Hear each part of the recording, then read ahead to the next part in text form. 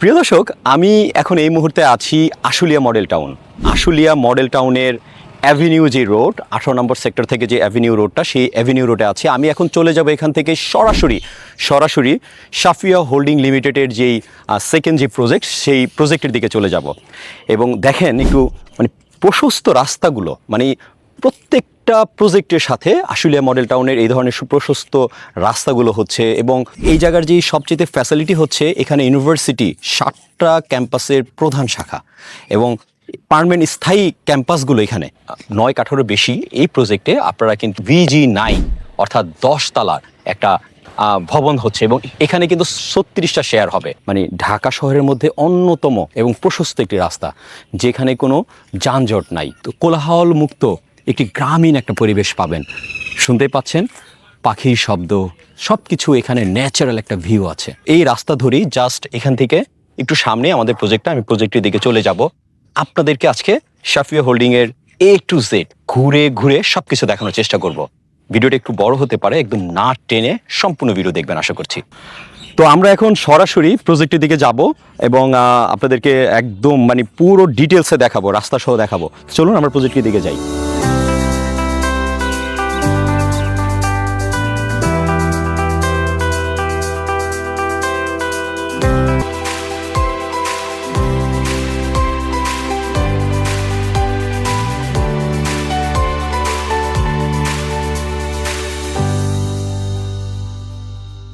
আমি এই সাফিয়া হোল্ডিং লিমিটেডের সেকেন্ড যে প্রজেক্টে আমি দাঁড়িয়ে আছি এবং এখান থেকে আমি আপনাদেরকে এখন সরাসরি এই প্রজেক্টের যেই উদ্যোক্তা তার সাথে কথা বলবো। জি, ভালো আছেন? আছি আলহামদুলিল্লাহ। জি, আপনার প্রজেক্টে অবশেষে এসেই পড়লাম। উত্তরা থেকে যেহেতু আমরা কানেক্টিভ হয়েছি, আমরা 18 নম্বর থেকে খুব সহজে আসতে পারলাম। মানে আমার কাছে মনে হলো যে আমি উত্তরার মধ্যেই আছি। ধন্যবাদ আপনাকে। আসলে উত্তর, আপনি বলতেছিলেন যে উত্তরার পাশে, মানে উত্তরার খুবই কাছে। আসলে আমি বলবো যে উত্তরার পাশে না, উত্তরার সাথে লাগানো। রাইট। জাস্ট আপনি মাঝখানে যে তুরাগ নদীর মাঝখানে যে ব্রিজটা আছে, বিরুলিয়া ব্রিজের কানেক্টিভিটির জন্য কিন্তু জাস্ট এটা উত্তরা আলাদা হয়ে গেছে। আচ্ছা, আমি যদি ব্রিজটার এপারের ওপার চিন্তা করি, আসলে এটাকে আলাদা বলা যায় না। এটা আসলে উত্তরার একেবারে সন্নিকটে। আমরা উত্তরার অংশকেও বলতে পারি। আপনি দেখবেন যে আমিন মোহাম্মদের প্রজেক্টের একটা অংশে লেখা আছে উত্তরা ভিউ। তার মানে ওখানে দাঁড়াইলে কিন্তু আপনি উত্তরা টোটাল ডিটেলসটা আপনি দেখতে পাচ্ছেন। আমরা যদি ড্রোন শটের মাধ্যমে দেখাই সবাইকে, আসলে আরো জিনিসটা ক্লিয়ার বুঝতে পারবো। আসলে এখানে প্রজেক্টের লোকেশনটা খুবই চমৎকার। উত্তর 18 নম্বর সেক্টর, মেট্রো স্টেশন বলেন, এয়ারপোর্ট বলেন, এখন আপনি গাড়ি দিয়ে আসলে সর্বোচ্চ 10 থেকে 12 মিনিটের রাস্তা, 10-12 মিনিটের মধ্যে চলে আসতে পারবে। তবে এখানে একটা ব্রিজ হওয়ার বাকি আছে, ওই ব্রিজ হয়ে গেলে সর্বোচ্চ 2 মিনিটের উপরে সময় লাগবে না। আচ্ছা, মূলত আপনার এই প্রজেক্টের মানে ভবনগুলো মানে কয়তলা হচ্ছে? আমাদের এখানে হচ্ছে B+G+9 বেসমেন্ট পার্কিং থাকবে এবং নিচতলাও পার্কিং এর ব্যবস্থা করা হবে। আর উপরে 9টা ফ্লোর হবে, প্রতিটা ফ্লোরে 10 তলা ভবন হবে। হ্যাঁ, 10 তলা ভবন হবে, প্রতিটা ফ্লোরে 4টা করে ইউনিট হবে। তার মানে হলো 4 নং 36টা অ্যাপার্টমেন্ট হচ্ছে। আচ্ছা, প্রতিটা ফ্ল্যাটের সাইজগুলো কতটুকু হচ্ছে? প্রতিটা সাইজের ফ্ল্যাট সাইজ হলো আমাদের শুধুমাত্র ফ্ল্যাট সাইজ 1350, পাশাপাশি 120 স্কোয়ার ফিট গাড়ি পার্কিং এর ব্যবস্থা আছে। টোটালে 1450 থেকে 1470 স্কোয়ার ফিটের মধ্যে পার্কিং সহ ফ্ল্যাট হবে। পার্কিং কি সবাই পাবে? পার্কিংটা আসলে এখানে 36টা অ্যাপার্টমেন্ট, 18টা পার্কিং হবে। সবাই পার্কিং নিবে না, সবার তো লাগবেও না, হবে না। এখন যারা ফ্ল্যাট নিবে, পার্কিং তার চাহিদা অনুযায়ী আমরা বরাদ্দ দিব আর কি। মানে এটা করা হবে, সমন্বয় করে দিবে। তবে আমরা একটা নির্ধারণ করে রাখছি, সেটা 2টা ফ্ল্যাট যদি কেউ একসাথে নেয়, সেক্ষেত্রে আমরা একটা পার্কিং দিচ্ছি। আচ্ছা, মানে 2টা নিলে এটা পাবেই, একটা পার্কিং সে মাস্ট পাবে এবং এর জন্য কোনো পেমেন্ট করতে হচ্ছে না। ওকে। আচ্ছা, আরেকটা বিষয়, মানে আপনার এখানে জমির পরিমাণ হচ্ছে 9.16। আচ্ছা, 9 কাঠার উপরে আছে। 9 কাঠার উপরে আপনি G+9 চিন্তা করেছেন। 9 কাঠার উপরে কিন্তু আরো বেশি হয়। সেই ক্ষেত্রে আসলে আমরা চাচ্ছিলাম যে ইচ্ছা করলে আমি বড় টাওয়ার করতে পারতাম, বাট উপরে বড় করতে গেলে কিন্তু ফ্ল্যাট সাইজগুলো একটু ছোট হয়ে যাবে। আমি চাচ্ছিলাম যে ফ্ল্যাট সাইজগুলো একটু বড় হয়, আমি G+9 এর সীমাবদ্ধ রাখতে যাচ্ছি। এখানে তো আসলে 1350 স্কোয়ার ফিটের ফ্ল্যাটের মধ্যে মিনিমাম 3 বেড করা যায়। যদি কেউ ইচ্ছা করে 4 বেড করতে চায়, করতে পারবে। সেক্ষেত্রে ড্রয়িং স্পেস যেভাবে রাখছি 3 বেডরুম রাখবো, ড্রয়িং, ডাইনিং এবং কমন স্পেস। এছাড়া হলো আপনার কিচেন, 3 বেডরুমের পাশাপাশি 3টা বাথরুম থাকবে। আর খোলামেলা, যেহেতু 3 দিকে ওপেন, অবশ্যই খোলামেলা বারান্দা থাকবে অনেকগুলা। হ্যাঁ, প্রত্যেকটা ফ্ল্যাটের সাথে মিনিমাম 2টা থেকে 3টা করে বারান্দা থাকবে। আচ্ছা, রুফটপে আপনাদের কি কোনো প্ল্যান আছে যে অবশ্যই planning 36 জনের যে একটা মানে কমিউনিটি হচ্ছে, রুফটপে কি কি প্ল্যান আছে? রুফটপে আমাদের প্ল্যানিং আছে যে আমরা অর্ধেকটার মধ্যে সুইমিং পুল করার একটা প্ল্যানিং আছে। বাকি অর্ধেকের জন্য যেন ছোটখাটো গেট টুগেদার যে প্রোগ্রামগুলো করতে হয় আমরা সেগুলোর জন্য একটা স্পেস রাখবো, আর বাকি স্পেসের মধ্যে আমরা সুইমিং পুলের প্ল্যানিং করছি। আচ্ছা দর্শক বা ভিউয়ার্স আমার যারাই আছেন, তো আপনারা কি বলতে পারেন আজ থেকে 3 বছর বা 4 বছর আগে উত্তরা, তারপর হচ্ছে বসুন্ধরা, এগুলো কি ছিল? এরকমই ধান ক্ষেত বা ছন ক্ষেত বা কাশফুল। আমরা অনেকেই ঘুরতে যেতাম বা আসতাম এখানে। এখনও এই জায়গাটা এখন মনে হচ্ছে এরকম ধান ক্ষেত হয়ে আছে, বিকজ এখানে এখনও কাজ শুরু হয়নি। তো আমরা শুরু করব, আমার আশেপাশে সবগুলো বিল্ডিংই হয়ে গিয়েছে। তো আমার এখন কাজ শুরু করব যখন আমাদের এই আশুলিয়া প্রজেক্টের মধ্যে আমাদের সাফিয়া হোল্ডিংসে যে সেকেন্ড প্রজেক্টটা আছে, তো তখনও এই প্রজেক্টটা নিশ্চয়ই ওই বসুন্ধরার মতোই হয়ে যাবে, উত্তরার মতোই হয়ে যাবে। তো সেই জন্য কি করতে হবে, আমরা সবাই একসাথে একযোগে কাজ করতে হবে। আর তাহলেই আমরা সুন্দর একটা পরিকল্পিত এলাকা বা পরিকল্পিত একটা জায়গা গঠন করতে পারবো। আর এভাবেই সবগুলো হয়েছে। তো এই আশুলিয়াতে আমাদের যে প্রজেক্টটা আছে, এইখানে এই প্রজেক্টটার সামনে 40 ফিট রাস্তা আছে আর এটার দক্ষিণ দিকে আছে 25 ফিট, রাইট? আর উত্তর পাশে আছে অলরেডি 25 ফিট। এটা এত চমৎকার একটা জায়গা, এত চমৎকার একটা লোকেশন, যেখানে একবার যদি কেউ আসে তারপর তার এই জায়গাটা দেখে না বুক করে যেতে পারবে না, বিকজ এটা এমনই একটা জায়গা। তো 3 দিকে তো রাস্তা আছে, পাশাপাশি প্লটটা কিন্তু একেবারে স্কোয়ার সাইজ। হ্যাঁ, Right, এখন right. একদম স্কোয়ার, কোনো কর্নার, কোনো মানে আঁকা বাঁকা নাই কিংবা কোনো একদিকে নেরো এরকম নাই। মানে সামনে 40 ফিট রাস্তা, নর্মালি কিন্তু এরকম স্কয়ার প্রজেক্ট পাওয়া যায় পাওয়া না। যায় না। এক নাম্বার স্কোয়ার পাওয়া যায় না, দ্বিতীয়ত হলো এরকম ধরনের রাস্তা মানে 3 দিকে রাস্তাও পাওয়া যায় না। 3 দিকে রাস্তা পাওয়া প্রজেক্ট আমাদের আসলে মানে খুবই কম চোখে পড়ে। পড়েছে। সামনে 40 ফিট রাস্তা, দুই পাশে 25 এরকম একটা প্লট খুঁজে পাওয়াটা অনেক কষ্টসাধ্য এখনকার সময়। হ্যাঁ। আমরা আশা করব আপনারা যারা আমাদের ভিডিওটা দেখতেছেন আমাদের প্রজেক্ট একবার ভিজিট করুন, দেখুন, সশরীরে দেখেন, দেখার পরে সিদ্ধান্ত নিতে পারবেন। যে আমাদের এটার কমিউনিকেশন দেখলাম, বুঝলাম আপনার কাছ থেকে যোগাযোগ ব্যবস্থা ভালো, বিল্ডিং এর স্ট্রাকচারের বিষয় শুনলাম, এটার প্রাইসটা কত রাখছেন? আসলে প্রাইসটা নির্ধারণ করছি আমরা এখানে, যেহেতু প্রাইসের ব্যাপারটা একটু আমাকে ডিটেইলস বলতে হবে, তা না জি, জি, হলে একটু সবার জন্য কিন্তু একরকম প্রাইস না। প্রাইসটা বলবো যে যেহেতু এখানে 4টা ফ্ল্যাট হবে, 4টা ফ্ল্যাটের সাইজ কিন্তু 4 রকমের হচ্ছে, মানে সাইজ না, মানে লোকেশনটা।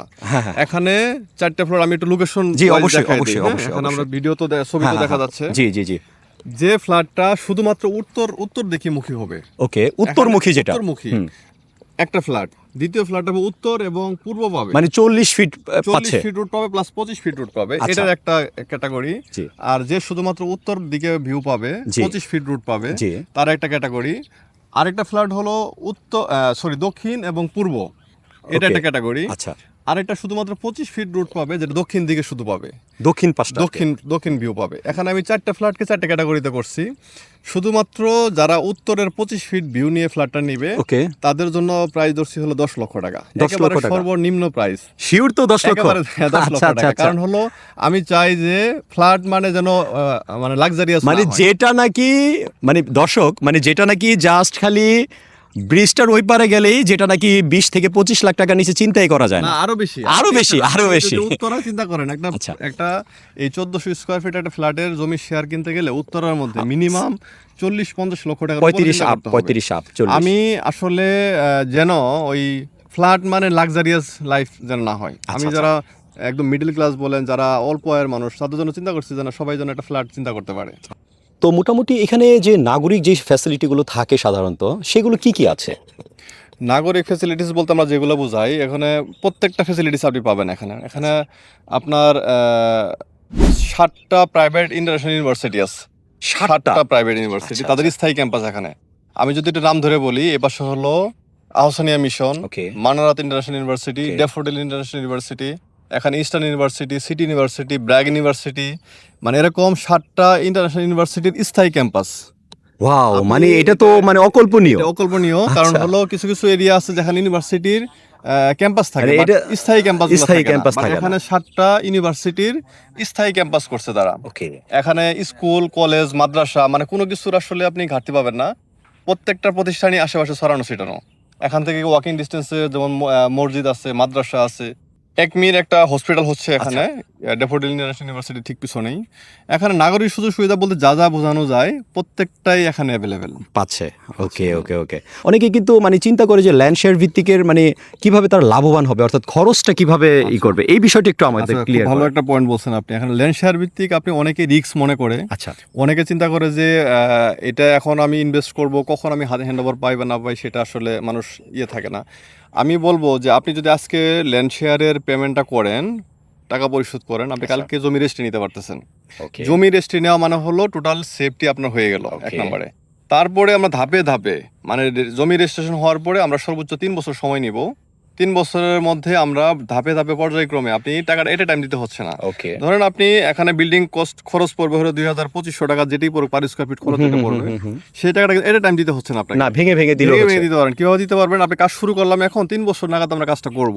1 সাত 2 সাত 3 সাত এভাবে সাত যখন ঢালাই আমরা ধাপে ধাপে কাজটা করব, ধাপে ধাপে পেমেন্টটা করতে পারতেছেন। আপনার টাকাটা এট এ টাইম দিতে মানে হচ্ছে না, একসাথে লাগছে না। আর আপনি সশরীরে কিন্তু জিনিসটা প্রজেক্ট দেখতে পাচ্ছেন, দেখতে যেহেতু পাচ্ছেন। জমি আপনার নামে রেজিস্ট্রেশন করা এবং নিজেরটা নিজেই কিন্তু আপনি দেখভাল করেই কিন্তু করতে নিজের পারছেন। বলতে জমি যেহেতু আপনার নামে রেজিস্ট্রেশন, এখানে 36 জনের নামে জমি রেজিস্ট্রেশন হবে। Right. আমরা শুধু তদারকি করবো কাজটা কিভাবে করতে হয়। Right. এখন আমার নিজের একটা ফ্ল্যাট থাকবে, পাশাপাশি আপনার যখন একটা শেয়ার থাকবে এখানে, আপনি এখানে তদারকি করতে পারবেন, দেখতে পারবেন কাজটা ঠিকমতো হচ্ছে কিনা।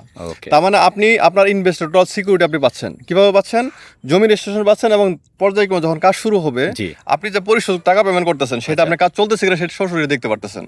যদি কোনো কারণে দেখা গেল যে আপনি পেমেন্ট করতেছেন কাজ চলতেছে না, তাহলে আপনি সরাসরি এসে ধরতে পারতেছেন। আমি পেমেন্ট করবো কেন? আপনার তো কাজ স্টার্ট হয় নাই। এই জিনিসগুলো আসলে ইনভেস্টমেন্টের ব্যাপারে আমি টোটাল সিকিউর বলবো। এখানে কোনো রকমের কোনো আমি রিস্ক মনে করি না শেয়ার ভিত্তিক ফ্ল্যাটগুলোতে। রেডি যে ফ্ল্যাটগুলো থাকে 1450 স্কোয়ার ফিটের যে রেডি ফ্ল্যাটগুলো আছে সেগুলোর এখন ভ্যালু কেমন, প্রাইস কেমন? আচ্ছা, আমি আপনাকে একটা জিনিস বলি যে 1450 স্কোয়ার ফিটের একটা ফ্ল্যাট যদি রেডি কিনতে যান এখন, ধরুন আমি এজ এ ক্রেতা হিসেবে আমি এখন এই মুহূর্তে কিনতে যান, তাহলে আপনার আশেপাশে এখানকার ভ্যালু অনুযায়ী আমি যদি ক্যালকুলেশন করে আপনাকে দেখাই, 1450 ইন্টু 7000 টাকাও যদি আমি ধরি, মানে সর্বনিম্ন এর নিচে আসলে 7000 টাকার স্কোয়ার ফিট নিচে আসলে মডেল টাউনে ফ্ল্যাট পাওয়া যাবে না। তাই এটা ধরতে গেলেও আপনি 1 কোটি প্লাস 1 কোটি 15 লক্ষ টাকা, 1,10,000 লক্ষ, হ্যাঁ 1 কোটি 15 লাখ টাকা লাগবে শুধুমাত্র ফ্ল্যাট মানে রেডি ফ্ল্যাটটা নিতে 1450 স্কোয়ার ফিট রেজিস্ট্রেশনের কষ্ট ছাড়া প্রায় মিনিমাম 5-7 লাখ টাকা, আচ্ছা এরকম একটা।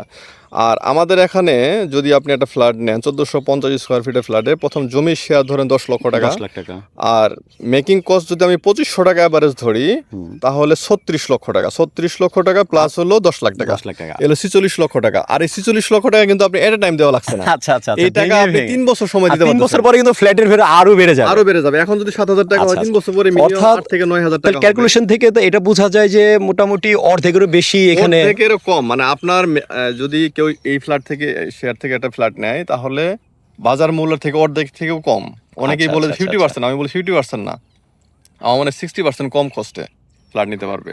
আর এই ফ্ল্যাটটা যখন 3 বছর পরে হ্যান্ড ওভার পাবে, তখন সেল করলে ডে বাই ডে তো দাম বাড়বে, যা কস্টিং এখানে আসবে তার থেকে মিনিমাম 2 গুণ লাভে সে সেল করতে পারবে, যদি সে সেলও করে দেয়।